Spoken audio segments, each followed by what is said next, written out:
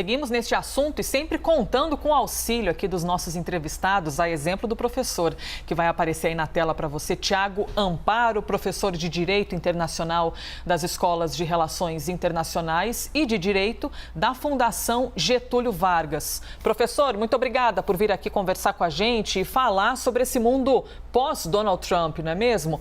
Primeiro, o que significa o fato de Donald Trump não ir à posse de Joe Biden hoje, neste 20 de janeiro? Ele mostra ser aí um possível empecilho para a administração democrata, professor?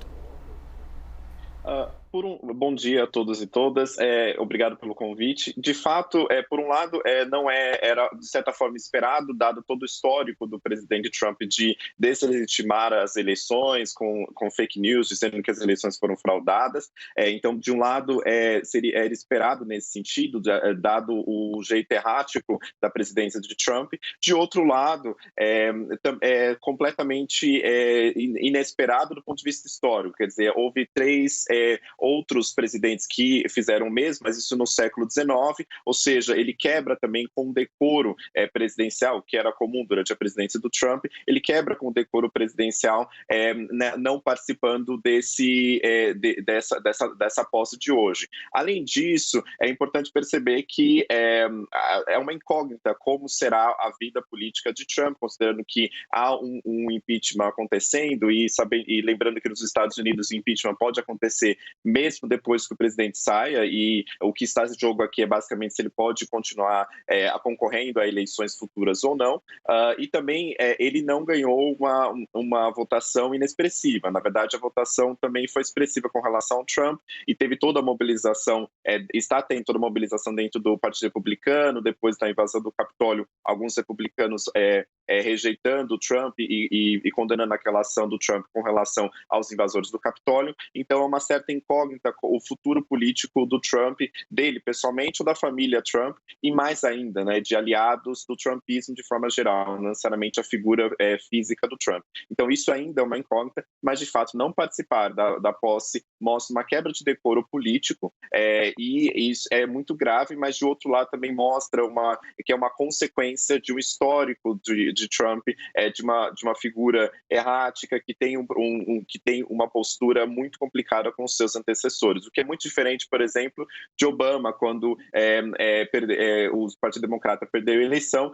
Você tem fotos e eles tiveram reuniões, ou seja, teve um período ali de tentativa, pelo menos, de transição para o Trump, o que não está acontecendo nesse momento com o Biden.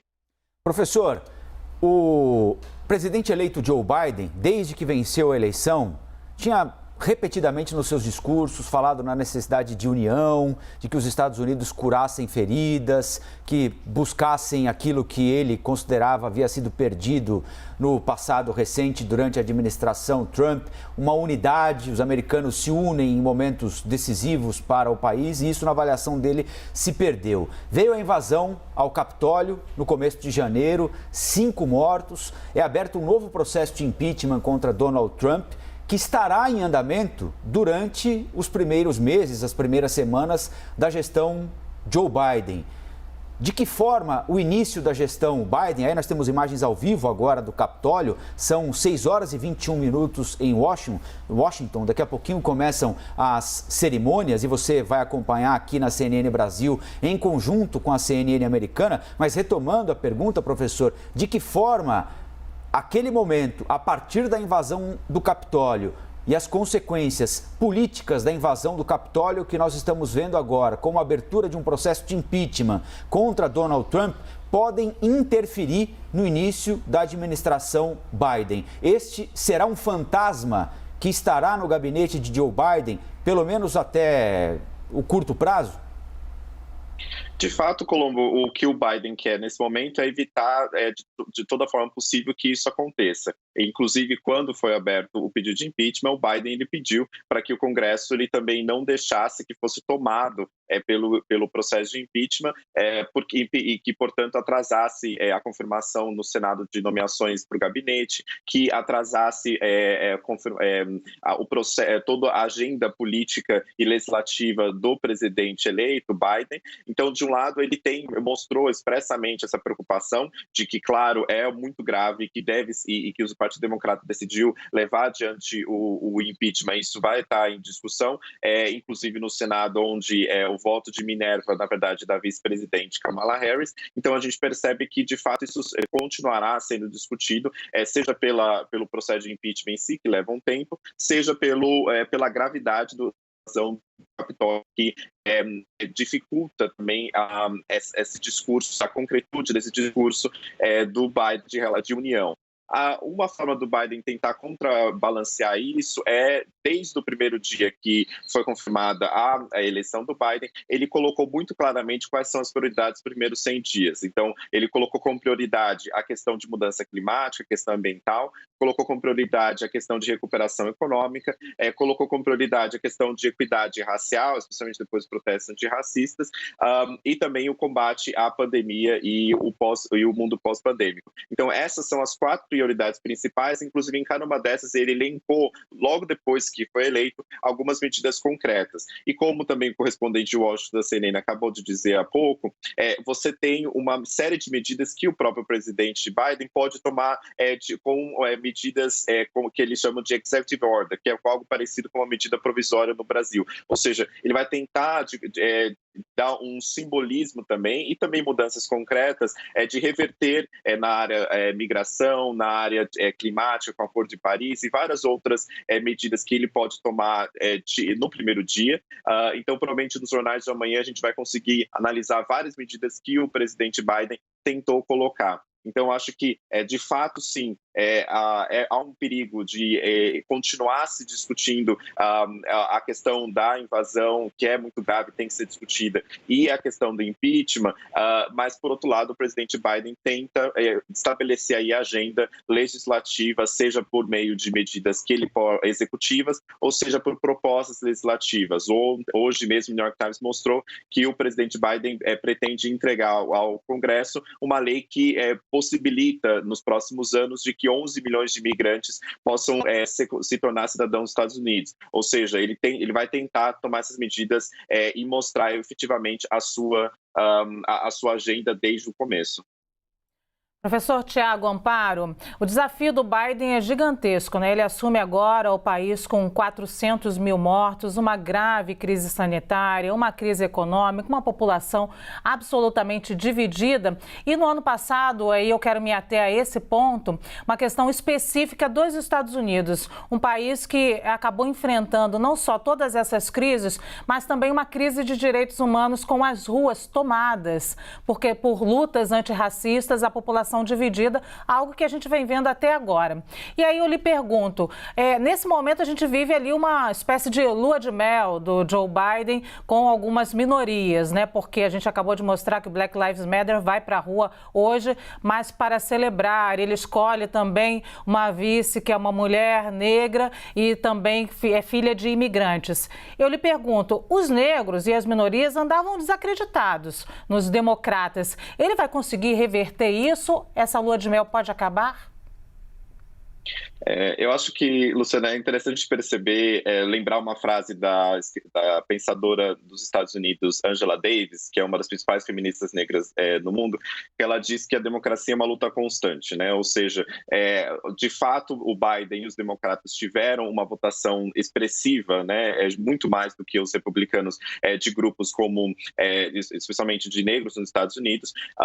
Eles propuseram e colocaram a questão de equidade racial no cerne da proposta política, inclusive, como eu falei, como uma das 4 áreas prioritárias. Por outro lado, é muito claro que no dia seguinte, depois da posse, a vigilância será muito forte. A vigilância por meio de movimentos do Vidas Negras Importam, a vigilância de congressistas, democratas mais progressistas, para que, de fato, Biden coloque a agenda de equidade racial em implementação. Isso passa por várias questões, como, por exemplo, a questão da reforma da polícia e de proibir e de coibir violência policial.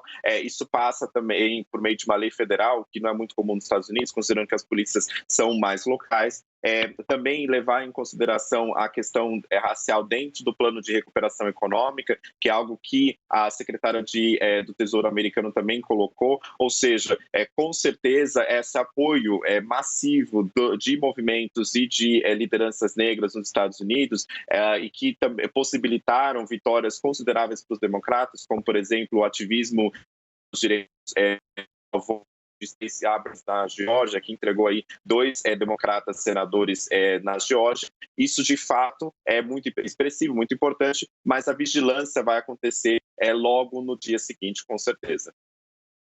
Professor Tiago Amparo, seguimos com a entrevista aqui. Fiquei na dúvida agora se era minha vez ou se era sua. Não, era sua Rafael vez Colombo. mesmo, é que eu estou um pouco ansioso hoje.